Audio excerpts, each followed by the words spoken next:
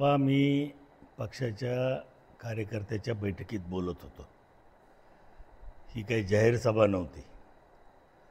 जिल्हा परिषद, पंचायत समिती, नगर परिषद निवडणुकीच्या पार्श्वभूमीवर कुठेतरी कार्यकर्त्याची मरगळ झटकावी या हेतूनं ही बैठक आयोजित केलेली होती. आणि त्याच्यामध्ये निवडणुकीमध्ये कसं मतदान घ्यावं लागतं याच्याविषयी विनोदाने मी ते बोललो. मी त्याचं काय सिरियस बोलण्याचं, एक कार्यकर्त्यांना हसवण्यासाठी सभेमध्ये जरा मरगळ झटकावी कार्यकर्त्यांनी म्हणून ते बोललो होतं. त्याचं काय एवढं बातमी करण्यासारखं काही नाही आहे. आजकाल इलेक्शनमध्ये अनेक गोष्टी कराव्या लागतात असं मला पर्यायाने सांगायचं होतं.